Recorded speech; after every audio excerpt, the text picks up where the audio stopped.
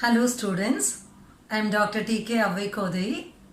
Today I am going to proceed with a very easy and interesting chapter, that is valuation of shares. Let us first see what is the meaning of valuation of shares. Valuation of shares is the process of knowing the value of company's shares. So it refers to the process of finding out the value of the shares of a company. So that is what is the meaning of valuation of shares. Now let us see about the two types of shares. What are the basic types of shares? Two main types of shares. You all know very well that there are two main types of shares, namely preference shares and equity shares. So far as preference shares are concerned, usually their value is dependent upon the rate of dividend.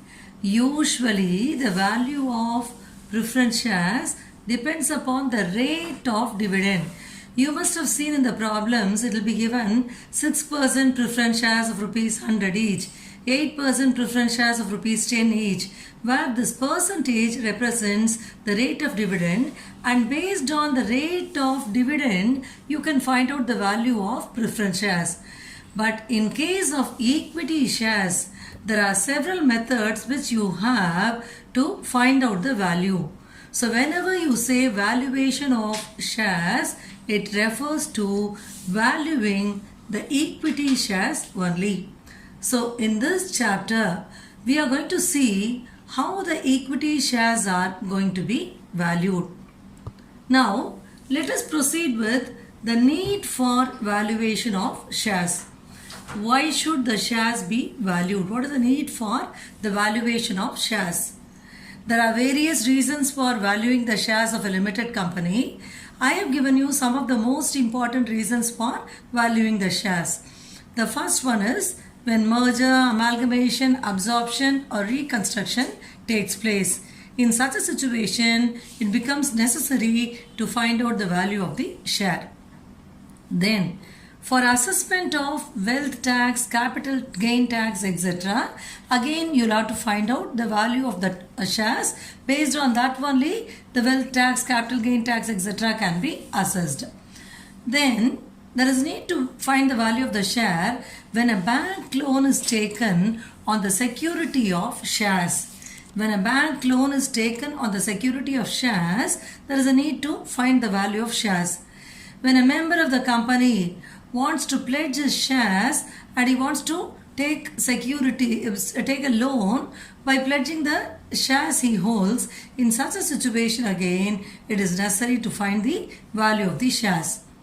Then again, valuation of shares is required for conversion of preference shares into equity shares.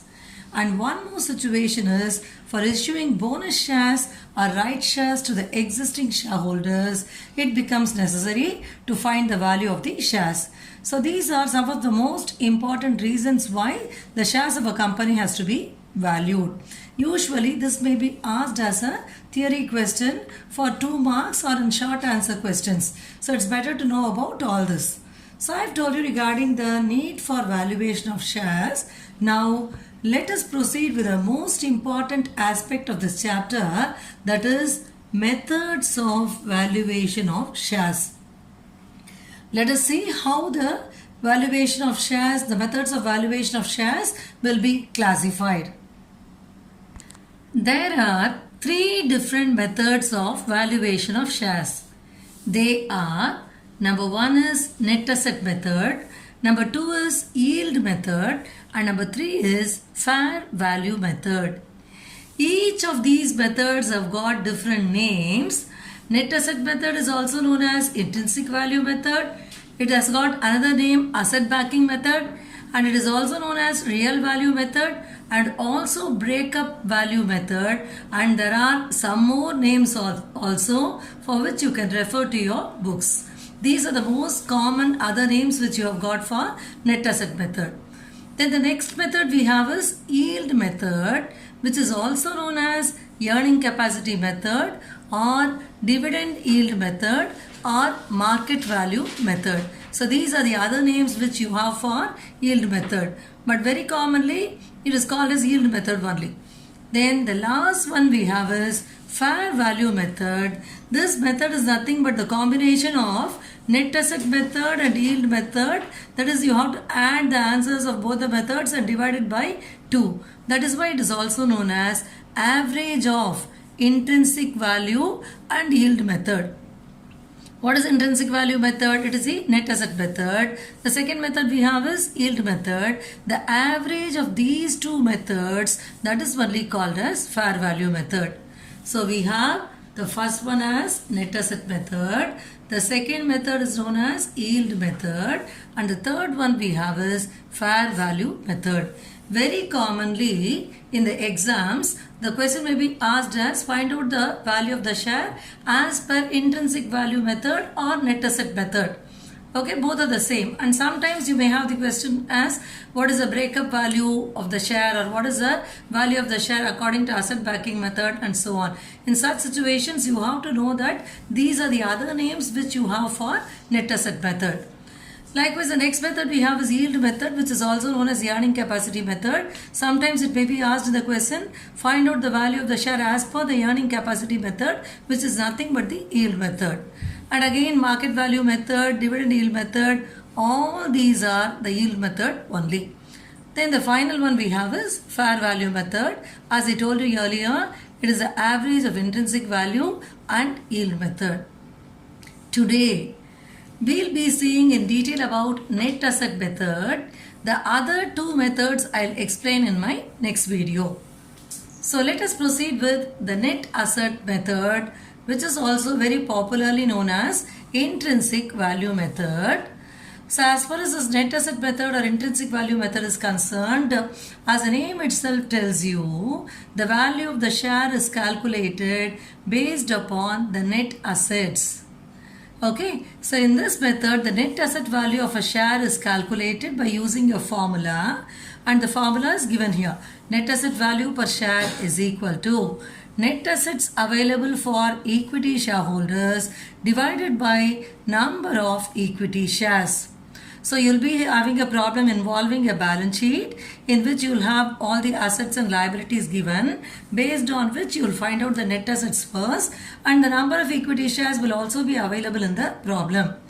So now let us see how to find out the net assets. So this is what is the pro forma for net assets method of valuation of shares.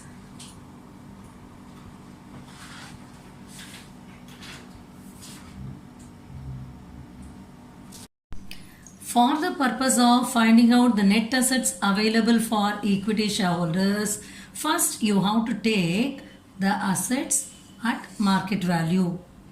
So when you say market value, this refers to the realizable value of the assets. So remember, you have to take the assets given in the balance sheet for calculating the net assets available to equity shareholders at the market value, that is at the realizable value, which will be given in the problem itself. You are not supposed to take the book values of the assets. You have to take the assets only at the market value. So you will be taking the assets like goodwill, fixed assets, investments, current assets, all this at the market value. Sometimes for some of these assets, the market value may not be given. In such a situation, you can take the book value which is given in the problem itself. Okay, only when market value is not given, you will be taking the book value. And there is a very, very important point which you have to bear in mind here. While taking the assets at the market value, you are not supposed to take the fictitious assets. What is meant by fictitious assets? Fictitious assets are those assets which will not realize any value for the company. So such assets are known as fictitious asset. Fictitious assets will include preliminary expenses, discount on issue of shares, debit balance of P&L account and so on. So those assets will not be taken. While taking the assets at the market value, leave the fictitious assets, they won't be taken into account. The rest of the assets only will be taken at the realizable value. And as I said earlier, if the realizable value is not given for any of the asset will be taken at the book value itself. Then find out the total of the assets. From that, you have to deduct the liabilities, less liabilities, third party liabilities or outside liabilities you will be deducting, like current liabilities, debentures and so on. Then in addition to deducting these liabilities, you want to know the net assets available for equity shareholders, isn't it? What do you want to know? You want to know the net assets available for equity shareholders. For this, you have to deduct the preference share capital and preference dividend also. You all know very well that the preference shareholders enjoy priority. So that share capital will have to be deducted. That dividend will have to be deducted. The balance only will be net assets available for equity shareholders. So this is what you have to do next. So from the total assets, deduct all this amount of liabilities. That will give you the net assets available for equity shareholders. Then you will apply the formula. What is the formula? Net asset value or intrinsic value per share is equal to net assets available for equity shareholders divided by number of equity shares, which will be given in the problem. So you have to bear in mind this particular formula. Only then you will be able to do the answer correctly. So let us proceed with the problem involving net asset method of valuing the shares. Let me read the problem first. The following is a summarized balance sheet of a company as at 31/12/2017. Liabilities, share capital, 10,000 5% preference shares of rupees 100 each fully paid 10 lakhs, 2 lakh equity shares of rupees 10 each fully paid 20 lakhs, general reserve 15 lakhs, profit and loss account 12 lakhs, 6% debentures 8 lakhs, sundry creditors 2 lakh 75,000, outstanding expenses 1 lakh 25,000. Let us proceed with the assets now. Assets, fixed assets 38 lakhs, investments 10 lakh 25,000, stock in trade 5 lakh 72,000, sundry debtors 12 lakh 78,000, cash at bank 2 lakh 25,000. The total of the balance sheet is 69 lakhs. For the purpose of valuation of shares, fixed assets are to be depreciated by 10% and investments are to be revalued at 10 lakhs 80,000. Debtors will realize rupees 12 lakh 14,100. Interest on debentures is accrued due for 9 months and preference dividend for 2017 is also due. Neither of these has been provided for in the balance sheet. Calculate the value of each equity share. Since in the problem you are given liabilities and assets and then you are given some information regarding the revaluation of the assets and all that, you have to understand that in this particular problem you will have to apply only the net asset value of valuation of shares. Net assets method of valuation of shares. Though it is not specified, it is simply given as calculate the value of each equity share. You have to understand that this problem, in this particular problem, we are going to find out the net asset value or the intrinsic value of share only. Before you proceed with the answer, you have to understand the information given relating to the adjustments of assets and all that. So you're given for the purpose of valuation of shares, fixed assets are to be depreciated by 10%. So while finding out the net assets value, you have to remember that 10% has to be depreciated from fixed assets. And then for investments, a revalued amount is given. For debtors also, a revalued amount is given. Then again regarding liabilities also, you have got some adjustment. You are given that interest on debentures is accrued due for 9 months. So 9 months interest you have to calculate as interest on debentures. Then you are given preference dividend for the entire year, that is 2017 is also due, and neither of these has been provided for in the balance sheet. So you will have to treat all this while deducting the liabilities. So keeping all this in mind, let us proceed with the answer now. First, you have to write the formula for finding out the net asset value per share. So what is the formula? Net asset value per share is equal to net assets available to equity shareholders divided by number of equity shares. You are already given in the problem there are 2 lakh equity shares of rupees 10 each. So we know the number of equity shares as 2 lakhs. Now you have to find out the net assets available to equity shareholders. So I have already told you how to find out the net assets available to equity shareholders. For that, first you have to take the assets at market value, which is also known as a realizable value.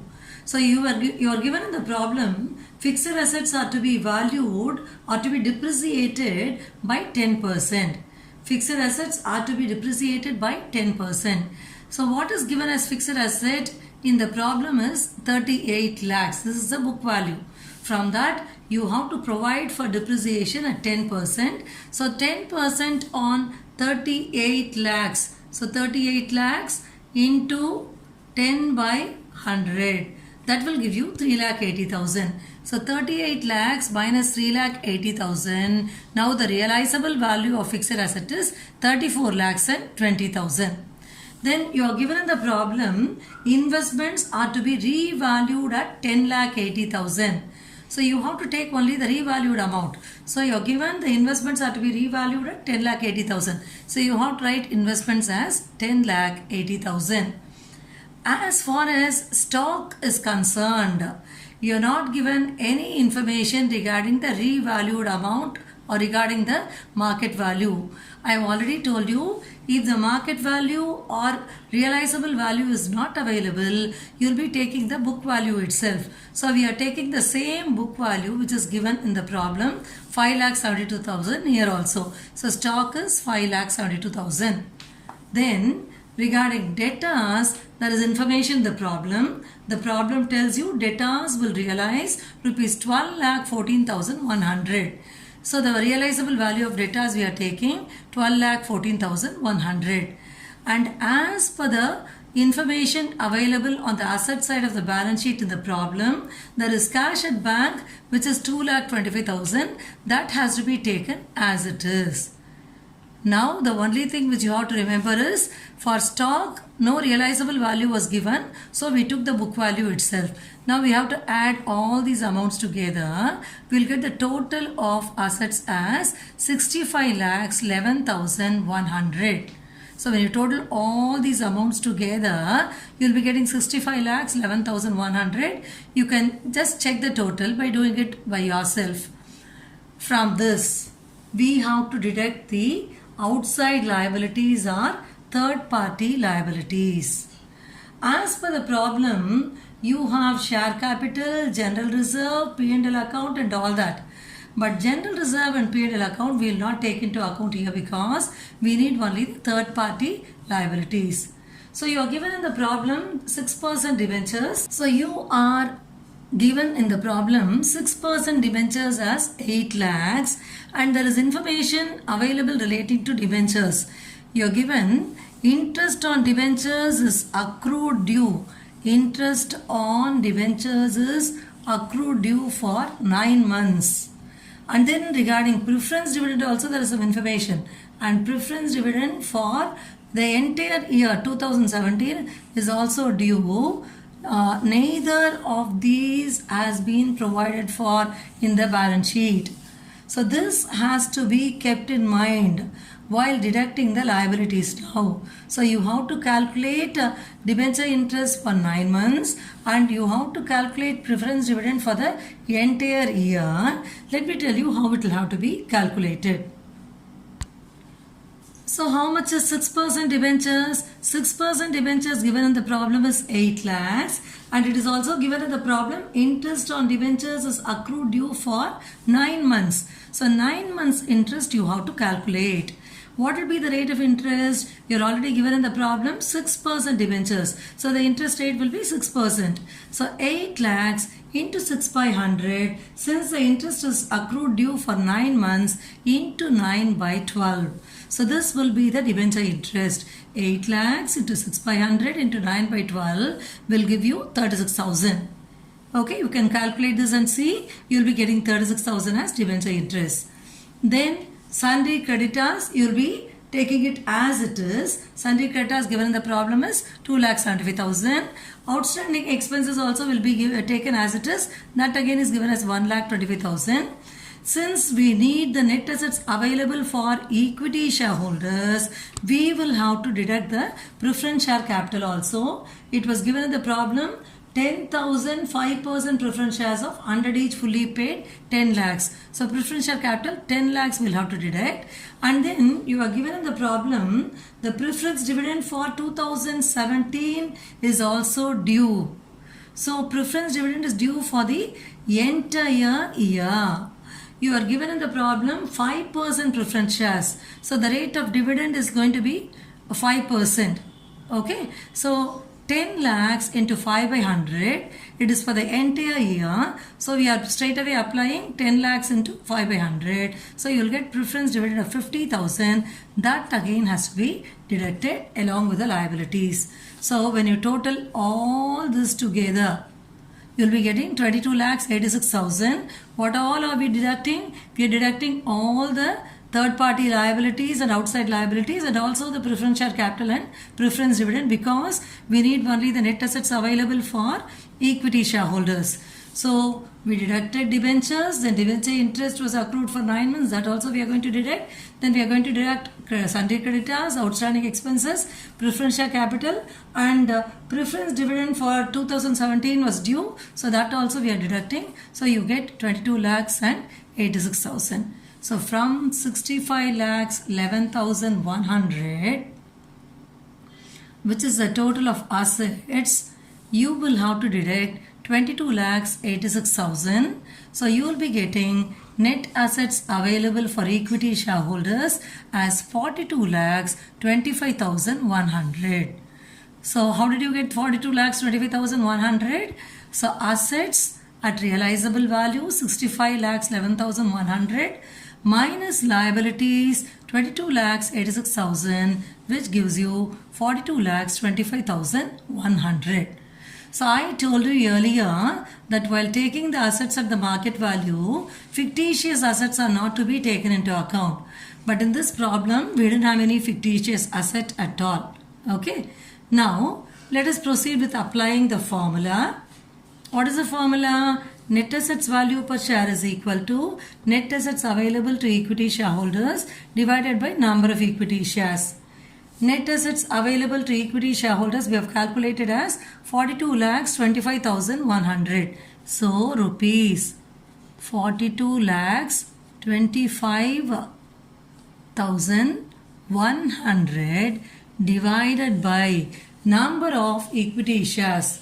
It is given in the problem 2 lakh equity shares of rupees 10 each, fully paid 20 lakhs. So the number of equity shares we have as per the problem is 2 lakhs. So 42 lakhs 25,100 divided by 2 lakhs will give you 21.13. 42 lakhs 25,100 divided by 2 lakhs will give you 21.13, and this 21.13 is the net asset value per share, which is also known as intrinsic value per share. So this is a very simple problem. I hope you are able to understand the answer. So first we took all the liabilities at the realizable value, that is at the market value, from which we deducted all the outside liabilities, okay, that is third party liabilities, and also the preference share capital and preference dividend. Finally, we arrived at the net assets available for equity shareholders. Then we applied the formula net assets available to equity shareholders divided by number of equity shares, which is 42 lakh 25,100 divided by 2 lakhs, and we have arrived at the net asset value per share as 21.13 rupees 21.13. I hope the answer is clear to you. So today I have told you regarding the meaning of the valuation of shares, and we have also seen about the need for valuing the shares. I have told you about the different methods of valuing the shares under which I've explained in detail about the net assets method, and we have also worked out a problem involving the net assets method. Hope you are clear with what all I've told you today. If you like this video, subscribe to my channel. Thank you very much for watching this video.